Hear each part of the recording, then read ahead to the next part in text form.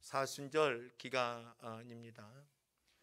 이 땅에 오신 예수님을 우리가 기억하고 또 예수 그리스도의 십자가의 은혜를 가슴에 품으며 우리의 삶의 모습들을 경건의 모습으로, 그리고 하나님의 아름다운 믿음의 사람으로서의 경건의 삶을 사는 기간일 것입니다. 이 사순절 기간에 보면 믿음의 선조들은요, 금식도 했고 또한 특별한 기도를 했고 또한 새벽도 밤에도 또 이 사순절 기간 동안에는요, 오락도 음식도 많은 것들을 참고 또 절제할 수 있는 기간을 보냈을 것입니다. 지금도 이 사순절 기간 동안에 많은 성도들이 그러한 모습을 갖기도 합니다. 우리는 사순절 기간 동안에 학교에서 기억나는 것은 이 기간 동안에는요, 학교에서 운동이 절대 금지가 됐습니다. 사순절 기간 동안에는요, 학교에서 농구, 탁구 이런 것을 이 기간에는 할 수가 없었던 것이 기억이 납니다. 그리고 사순절 기간 동안에는요, 일주일에 한 번은 금식을 해서 그 금시간 때에 식권을 한 장이 내어서 점심을 못하는 전도사님들에게 그 식권을 나누어 주는 행사를 했던 것도 기억이 납니다. 이 사순절 기간 여러분들은 어떻게 보내고 계십니까? 분명 우리에게는요, 귀한 시간이기도 하고 예수님의 십자가를 기억해야 될 것입니다. 그런데 그 예수님이 어떤 모습으로 됐느냐, 오늘 본문의 말씀에 보면 예수님의 낮아지심 그리고 이 땅에 오심의 이야기가 기록되어 있죠. 그는 근본 하나님의 본체시나 하나님과 동등됨을 취할 것으로 여기지 아니하시고, 쉽게 말하면 하나님의 권세와 힘을 전부 다 내려놓으시고 오히려 자기를 비워 종의 형체를 가지사 사람들같이 되셨다. 여러분들이 우리는 7절에 보면 우리 하나님께서 이 땅에 사람같이 임하셨다. 이게 바로 성육신의 은혜이죠. 이 땅에 오신 예수 그리스도. 이 은혜만 생각해도 우리는요, 너무나 귀한 것입니다. 이 땅에 예수님께서 오실 수 있는 이유가 없어요. 그러나 한 가지 이유죠. 우리를 하나님의 사람으로 다시 한번 하나님의 은혜의 기회를 부여해 주시기 위해서 이 땅에 오셨다는 겁니다. 이게 바로 성육신 은혜입니다.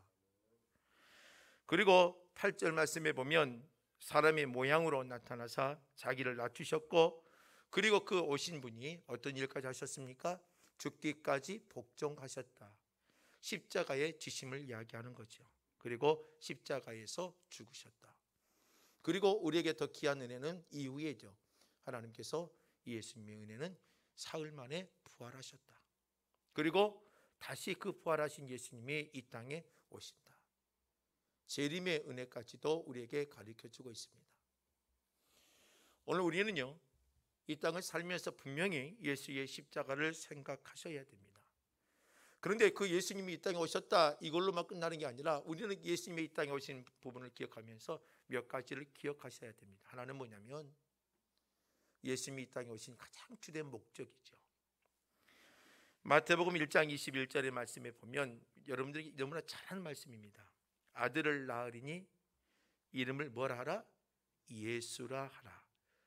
이 예수라는 이름이 어떤 뜻이에요? 그가 자기 백성을 그들의 죄에서 구원할 자이다 라고 표현하고 계시죠.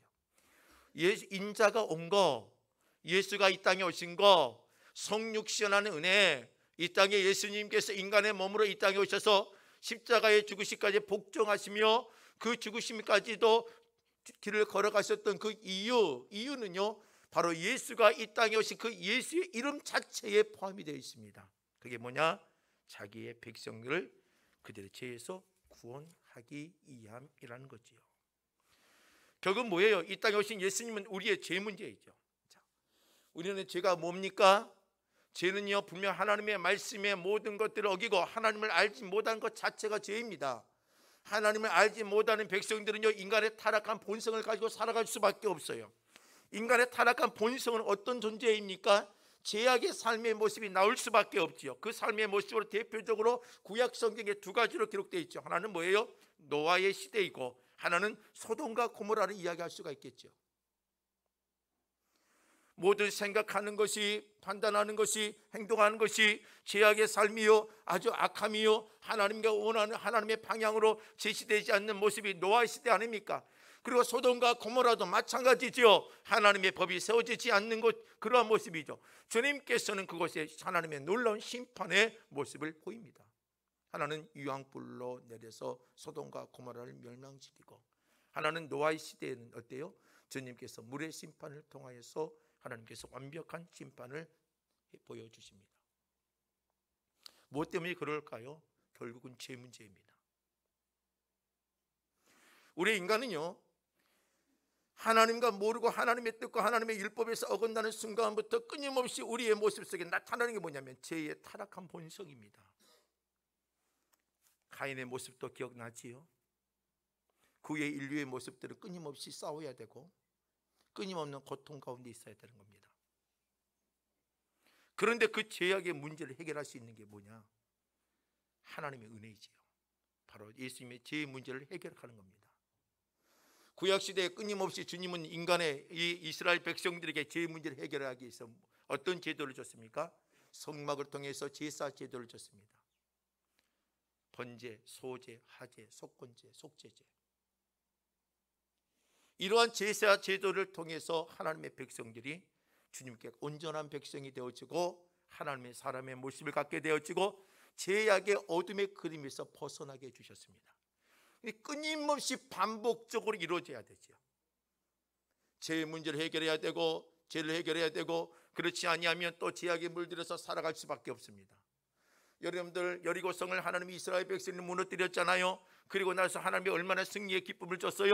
그리고 나서 그 기쁨을 가지고 아이성을 전투에 나가는데, 아이성은 조그마한 성인데에 점령하지 못합니다. 무엇 때문에 그럽니까? 아간의 범죄 한 사람으로 인하여 그 죄로 인해서 아이성을 점령하지 못합니다. 무서운 거지요. 오늘 저와 여러분들은요, 왜 예수가 필요하고 왜 예수가 이 땅에 와야 될 이유가 바로 여기에 있는 것입니다. 우리는요, 막 선한 것처럼 앉아 있습니다. 여러분도 착한 것처럼 앉아 있습니다. 오늘 우리는 이 자리에 앉아 있으면서도 나는 아무 문제가 없는 것처럼 앉아 있습니다. 여러분들 어때요? 나처럼 선한 사람이 어디 있어요? 그러나 아니에요. 우리의 인간의 모습은요, 아주 타락한 본성 그 자체입니다.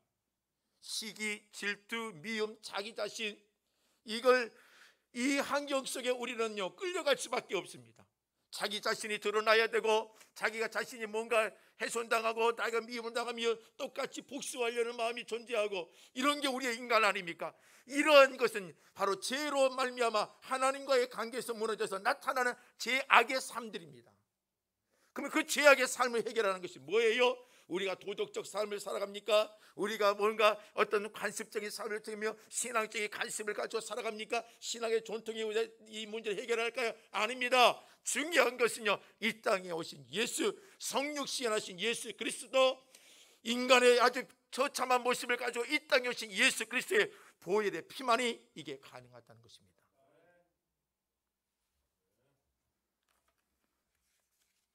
로마서에 가서 보면 바울이요 중요한 말을 합니다.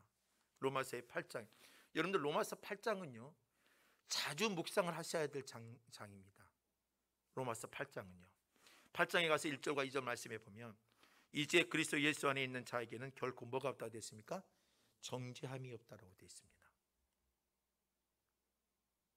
우리는 어때요? 우리는 너무 정죄하죠.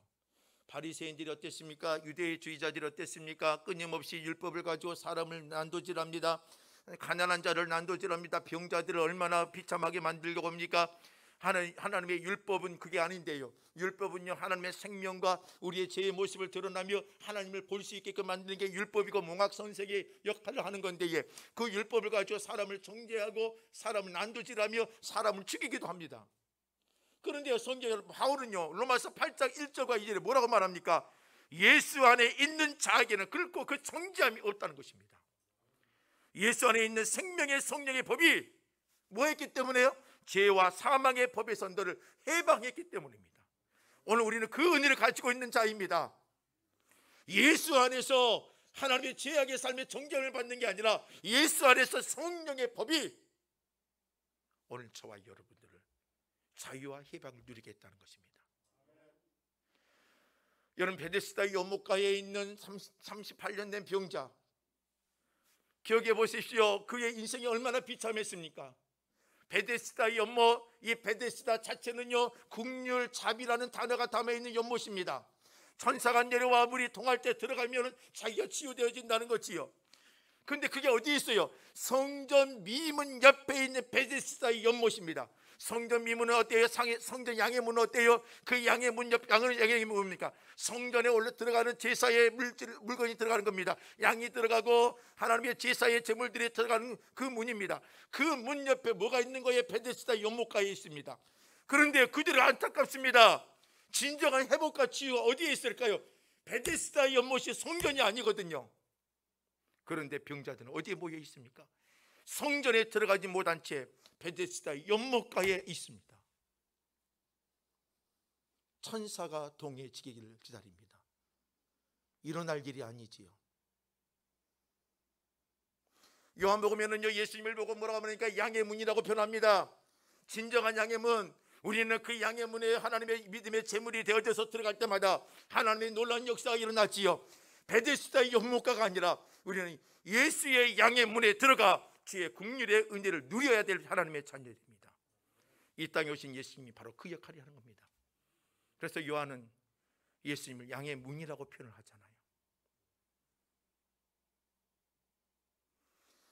오늘의 사순절 기간 동안에 오늘 저와 여러분들이 기억해야 될 것은요, 예수가 누구냐, 예수가 어떠한 역할을 했느냐, 어떠한 사역을 했느냐. 중요한 건 오늘 저와 여러분들이 주님 앞에 나갈 수 있는 죄의 문제를 해결하신 분이라는 것입니다. 예수님께서는요, 제자들에게 끊임없이 자주 말합니다. 내가 죽어야 되고 고난을 받아야 되고 십자가를 져야 된다. 그러나 예수의 제자를 믿어야 안 믿어요? 그걸 받아들이지 못합니다. 요한복음 17장에 가서 보면 변화산 사건이 있죠. 베드로와 요한과 야고보가 예수님이 변화산에 올라가서 기도할 때에 멀리서 봤습니다. 하얀 광채가 일어났지요, 예수님에게서. 그러면서 예수님께서 누구하고 이야기를 합니다. 그곳에 누가 계십니까? 모세와 엘리야가 임하지요. 모세와 엘리야가 임하면서 누가복음 9장 30절과 31절이에요. 그때에 이야기한 대화의 내용이 기록되어 있습니다. 어떤 이야기를 했을까요? 두 사람이 예수와 함께 말하니 이는 모세와 엘리야라. 영광 중에 나타나서 장차 예수께서 예루살렘에서 별세하실 것을 말하시되, 예수께서 죽을 것을 이야기하는 겁니다. 어떤 사건이요? 십자가의 사건. 어디에서? 예루살렘에서. 예수가 십자가를 지시고 그 십자가에 피 흘림을 갖고 이뤄야 될 사건을 이야기하는 겁니다. 예수님이 이 땅에 오신 것은 화려함이 아니에요, 영광이 아닙니다. 십자가의 길을 통하여 죽으심의 사건입니다. 세상 죄를 지고 간 어린 양, 2월절의 어린 양처럼 애굽의 430년을 벗어나올 수 있는, 그때에 벗어날 수 있는, 애굽을 제압할 수 있었던 게 뭐예요? 그 문지막에 버려있는 어린 양의 피였습니다. 오늘 여러분들의 그 애굽에서 벗어나고 제약에서 벗어날 수 있는 힘이 여러분들의 신념으로 되어지느냐? 아닙니다. 나는 이길 수 있어, 나는 제약에 물들지 않을 수 있어. 아닙니다. 그 벗어나기 위해서 가장 중요한 출발점은 바로 6월절의 어린 양 되신 예수 그리스도, 예수의 십자가의 보혈의 피가 아니고서는 죄악의 어둠에서 벗어날 수가 없다는 것입니다. 주님은 이 은혜를 주기 위하여 이 땅에 오신 겁니다. 여러분들 신앙의 연륜이요, 신앙의 전통이요, 여러분들 지금까지 해왔던 어떤 신앙의 어떤 덕을 세웠기 때문에 아닙니다. 인자가 온 것을 분명히 하셔야 됩니다. 이 은혜가 살아있지 않냐면 우리의 신앙은 죄악에서 자유함을 누릴 수가 없다는 것입니다. 예수님이 인자가 온 것은요, 여러분들께 성경을 많이 보시면 마태복음 1장 23절에 여러분들 귀한 말씀이 하나 있습니다. 보라, 처녀가 잉태하여 아들을 낳을 것이니 그의 이름을 뭐라? 임마누엘이라 하라. 그래서 성경은 참 감사한 것은 뭐냐면 임마누엘이 뭔 뜻이냐 또 설명까지 해주셨어요. 뭐라 했습니까? 이를 번역한즉 하나님이 우리와 함께 하시느니라. 인자가 온 것은요, 주님이 우리와 함께 하시기 위함입니다. 우리는 하나님과 만나는데 장애물이 존재하지요. 그게 뭐예요? 죄악의 문제이죠. 죄 문제입니다. 창세기 3장 한번 가볼까요? 창세기 3장에서 에덴 동산에 있습니다. 아담과 하와가 하나님이 만드시고 창조에 대한 사건을 통해서 에덴에서 은혜를 누리고 살아갑니다. 아담과 하와는요, 에덴에서 누리고 살아가는데 부족함이 없습니다. 얼마나 기쁘고 행복합니까? 자기가 갖고 있는 모든 수치스러움이 보이질 않아요. 그의 에덴에서 사는 아담과 하와는 얼마나 행복하고 살아간지 모릅니다. 하나님이 만들어주신 창조의 사건 속에 얼마나 감사한지 모릅니다. 그게 뭐예요?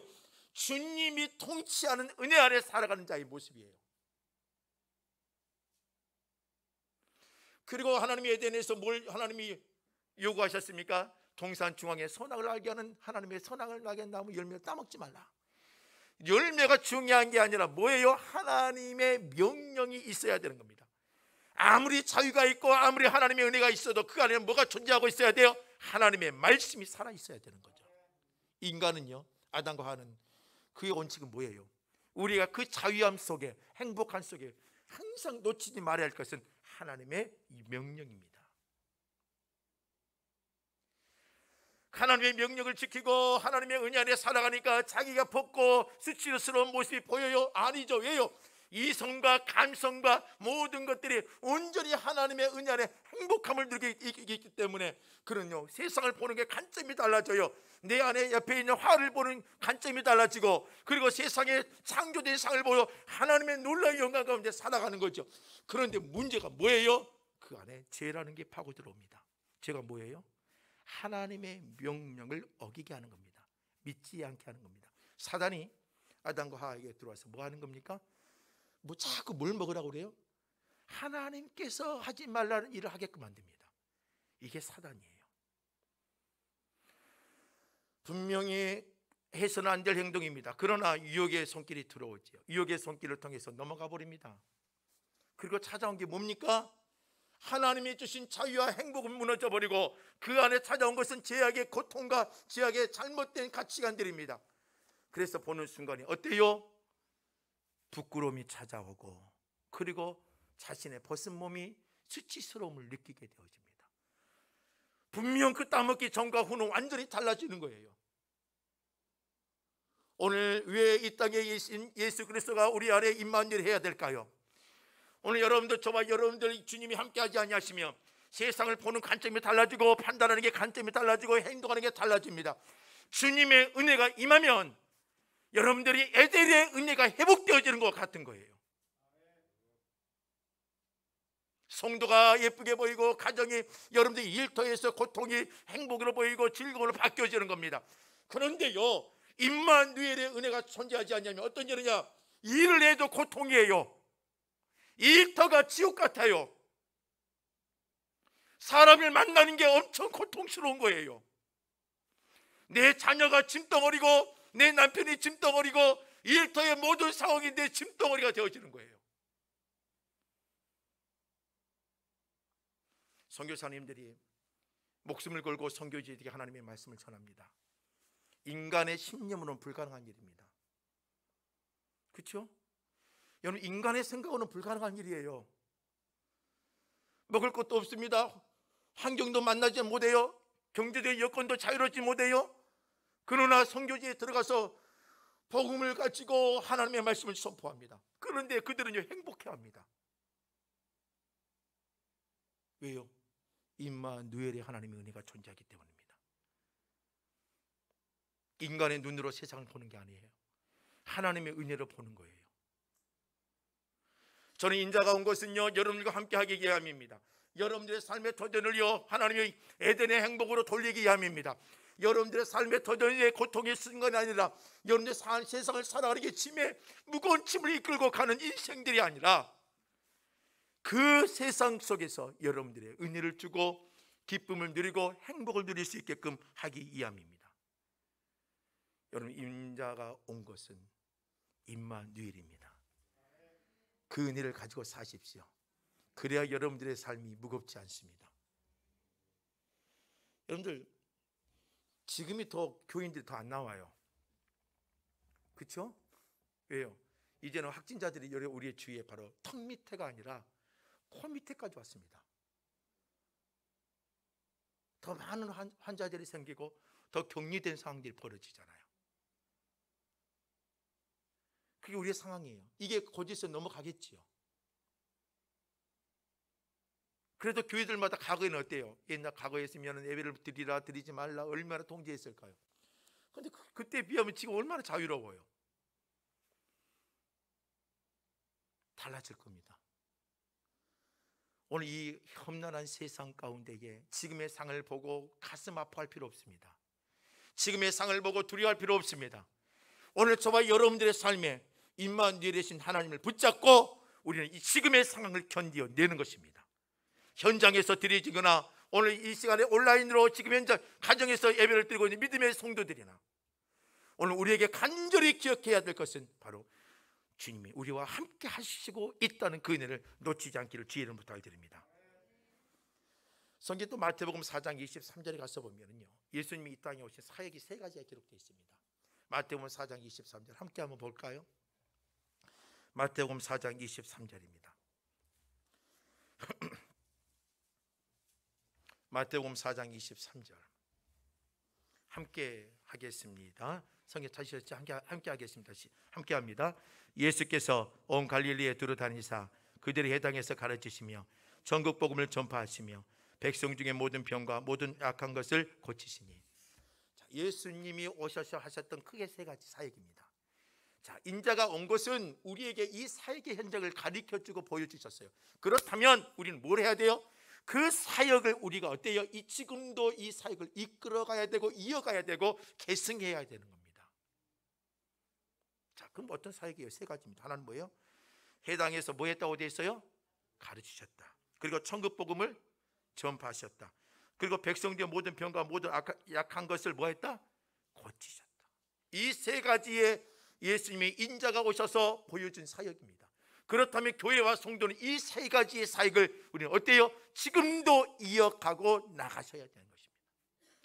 예수님이 와서 가르치셨습니다. 어디에서 가르치셨을까요? 해당에서 가르치셨습니다. 해당은 이미 하나님의 율법이 살아있습니다. 모세의 율법을 가르치고 것입니다. 그런데 주님께서 굳이 해당에 가서 가르치셨습니다. 왜요? 그 율법의 가르침이 잘못되었기 때문입니다.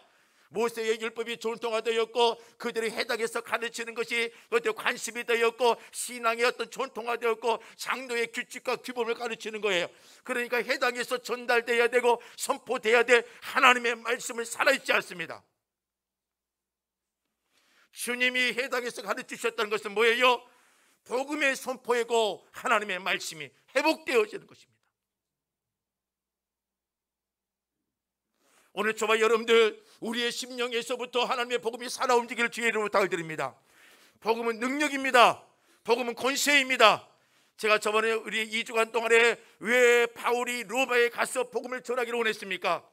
바울이 복음의 불모지였습니까? 아닙니다. 바울이 로마에 가서 복음을 전하고 싶었던 것은 이미 그 전부터 로마 땅은요 복음이 들어와 복음이 풍성해지고 있는 상황입니다.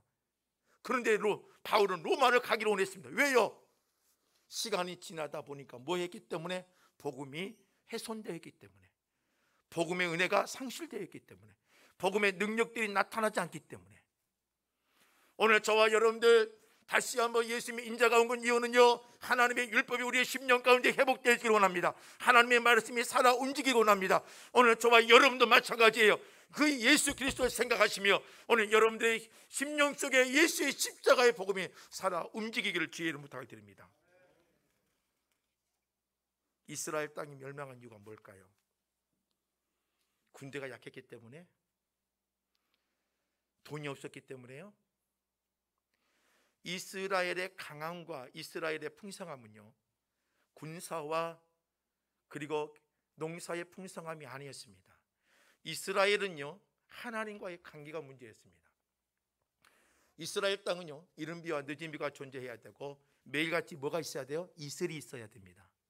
이건 하나님의 은혜죠. 그런데요 이른 비와 늦은 비와 이슬은요 언제 사라져 버렸습니까? 이스라엘 백성들이 하나님과의 관계가 온전치 못할 때에 그들의 땅에 사라진 게 뭐냐면 이슬이 사라지고 이른 비와 늦은 비가 사라지는 겁니다. 이게 문제라는 거죠. 오늘 우리 그리스도인들이 이 세상에 살면서 열심히 살며 돈을 벌고 살 것처럼 보이죠? 아닙니다. 여러분들, 우리에게 필요한 것은 뭐냐? 하나님의 이슬 같은 은혜입니다. 그래서 성경 말씀에 보면 로마서 10장 2절 말씀에 보면 내가 증언하노니 그들이 하나님께 열심히 있으나 올바른 지식을 따를 것이 아니니라. 결국은 이스라엘이 멸망한 이유는요, 바울은 뭐라고 표현하냐? 하나님의 말씀을 올바르게 따르지 않는 것에서 찾습니다. 하나님의 교회가 부흥하기를 원합니까? 성도들의 가정이 성장하기를 원합니까? 여러분들의 삶에 기쁨과 희망이 있기를 원합니까? 여러분들의 가슴 속에 뭐가 있어야 되느냐? 하나님의 말씀이 살아 움직이기를 주의를 부탁을 드립니다. 호세아서 4장 6절 말씀도 하나님이 호세아서 선지자를 통해 이스라엘 백성이 하는 말이 뭡니까? 내 백성이 뭐가 없으면 망한다고 되어 있습니까? 지식이 없음으로 망한다고 되어 있습니다. 네가 지식을 버렸으나 나도 너를 버려 내 제사장이 되지 못하게 할 것이요 네가 네 하나님의 율법을 잊었으니 나도 내 자녀들을 잊어버리라.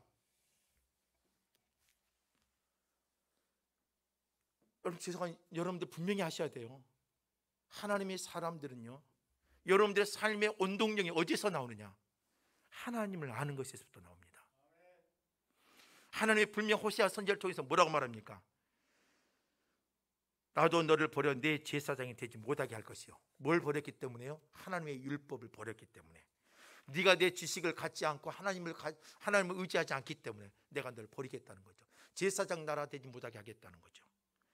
하나님의 율법을 잊었으니 나도 너희들 자녀를 잊어버리라 말하죠. 결국은 뭐예요? 오늘 저와 여러분들은 하나님의 율법을 살아 있어야 돼요. 하나님의 은혜가 살아 있어야 되는 거예요. 그래야 저와 여러분들의 삶의 터전이 달라질 수가 있다는 것입니다. 또 마태복음 4장 23절의 말씀이에요. 해당을 해서 가르쳤고, 또 두 번째 사역이 뭐예요? 천국 복음을 선포했다는 것입니다. 여러분들, 하나님의 말씀이 전하고 하나님의 나라가 임하면 어떠한 것이 임합니까? 하나님의 통치가 임하는 것이요, 하나님의 은혜가 임하는 것이요. 여러분들 모든 믿는 자에게 하나님의 구원의 은혜가요, 하나님의 나라가 임하는 것과 같은 것이요. 하나님의 나라가 임한다는 것은요, 그 땅에 그것이 뭐가 되는 거예요? 주님이 주인이 되어 주신다는 겁니다. 여러분들, 교회가 하나님의 나라가 임한다는 것은 뭐예요? 사람이 주인이 아니라 하나님이 주인이 된다는 것이요. 여러분들 가정에 하나님의 나라가 임한다는 것은요, 여러분 그 가정에 사람들이 주인이 아니라 하나님이 주인이 된다는 거죠. 오늘 이 천국 복음을 선포해서 여러분들의 진정한 주인이 누구인지를 이 땅에 보여주는 것이 하나님의 사람들입니다. 인자가 온 것은 그걸 보여주는 겁니다. 이 땅의 주인, 이 땅의 삶의 모든 통치의 핵심은 여호와 하나님인 것을 가르치고 있는 것이죠. 어떤 선교사님들이 선교지를 갔습니다. 아프리카 동부 지역에 선교사를 갔습니다.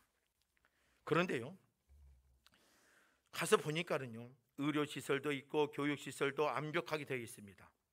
그런데 이상한 것은요, 그 선교사님이 들어가서 봤더니 앞에 먼저 어떤 선교사님들이 얼마나 노력을 했으며 의료시설, 학교시설, 모든 복지시설들이 다 완벽하게 갖춰져 있어요. 그런데 신기하게 한 가지가 없어요. 그리스도인들이 없어요. 선교사님들이 오셔서 오랫동안에 열심히 선교비를 받아서 그곳에서 많은 것들을 세우고 많은 것들을 만들어내고 교육도 있는데, 그런데 그 교회에 성도가 텅텅 비어 있다는 거예요. 왜 그럴까? 무언가 열심히 했어요. 그런데 그곳에 복음을 선포하지 않은 거예요. 다시 말해 천국 복음이 임하지 않고 하나님의 나라가 임하지 않은 거예요. 그래서 그 선교사님은 그때서부터 자기 하는 일은 오직 예수만 전하겠다. 그래서 그는요, 가는 곳곳마다 예수를 전하기 시작했어요. 그랬더니 그 선교사가 들여온 이후로 그 땅에, 그 지역에 예수를 믿는 사람들이 생기기 시작합니다. 결국 뭐 했다는 겁니까? 그곳에 복음이 선포되지 않았던 것입니다. 병원을 세웠고요, 학교를 세웠고요, 복지재단을 세웠고 뭔가 열심히 세웠어요.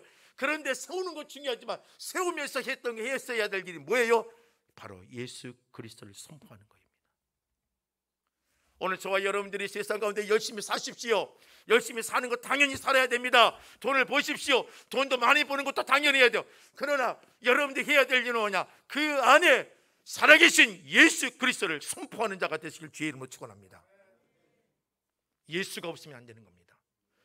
목회도 할 수 있어요. 예수 없는 목회할 수 있어요.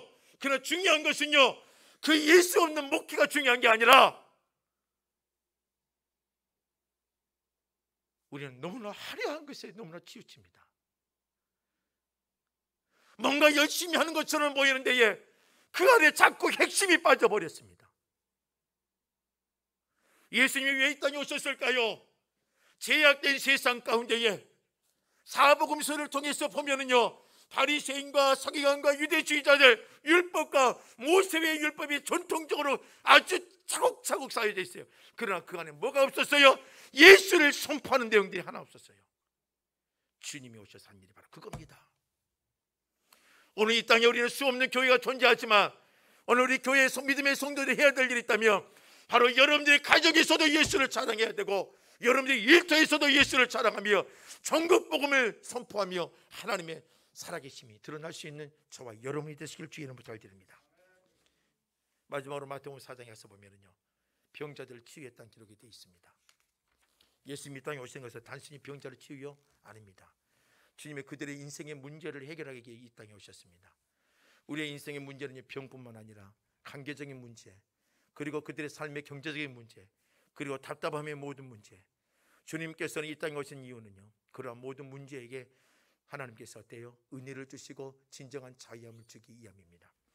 이사야서 53장 5절 말씀에 보면 메시아에 대해서 설명이 되어 있습니다. 이 땅에 오신 메시아는 어떤 분이냐? 이사야서 53장에 이렇게 기록하지요. 그가 찔림은 우리의 허물 때문이요, 그가 상함은 우리의 죄악 때문이다. 예수가 왜 죽임을 당하고 고난을 받아야 됩니까? 우리의 허물 때문입니다. 그가 왜 예수님이 상함을 받고 죽어야 됩니까? 우리의 죄악 때문입니다. 그런데 그 다음 것이 매우 중요합니다. 그가 징계를 받음으로 우리는 뭘 누려요? 평화를 누리고, 그가 채찍을 맞음으로 우리는 뭘 받아요? 나음을 받았다. 이게 예수의 은혜입니다. 주님은 우리에게 왜 이 땅에 오셨을까요? 우리에게 그 하나님의 귀한 은혜를 주시기 위해서, 회복과 나음과 치유의 회복의 은혜를 주시기 위해서. 예수가 징계를 받음으로 우리는 평화를 누리고요, 그가 예수께서 채찍에 맞음으로 우리의 모든 문제가 해결되어지고 나음을 얻게 되어지는 게 바로 주님이 이 땅에 오신 이유입니다. 여러분, 이 교회가 이 땅에 왜 존재해야 될까요? 왜 성도들이 존재해야 될까요? 왜 성도들이 예수를 찬양하며 이 예배가 살아 움직여야 될까요? 여러분, 이 땅에 이 예배가 살아있는 한, 예수를 선포하는 이 예배가 살아있는 한, 이 땅에 평화는 무너지지 않습니다. 그리고 하나님의 사람들이 기도하고 주의 말씀을 붙잡고 예수 안에 사는 모습을 지키는 한, 이 땅의 고통을 이겨내고 회복을 가질 수 있는 은혜가 존재한다는 것입니다. 말씀을 정리합니다. 저와 여러분들 분명 이 땅에 우리는 살아야 되죠. 우리는 이 땅에 우리의 목숨이 언제까지 어떻게 될지는 누구 하나 모릅니다. 그러나 한 가지 분명한 것은 저와 여러분들은 하나님의 사람이라는 겁니다. 그리고 예수를 품고 사는 사람이라는 겁니다. 그리고 그 예수를 가지고 이 땅을 살아가며 주의 은혜를 보여줘야 될 사람입니다. 우리 예수 때문에 에덴의 은혜가 회복되어지고, 예수의 은혜가 아니면 사람을 보는 것도 너무나 수치스럽고 죄악의 눈으로 세상을 볼 수밖에 없습니다. 그러나 예수가 있기 때문에 아무리 더럽고 추한 모습이라 할지라도 믿음의 눈으로, 사랑의 눈으로 볼 수가 있는 것입니다. 예수가 있기 때문에 우리가 삶의 터전에 희망이 존재하고 치유가 있고 회복이 있는 것입니다. 다시 한번 이 사순절 기간 동안에 예수의 은혜를 품고 사는 하나님의 참된 그리스도인들이 되시기를 주의 이름으로 부탁을 드립니다.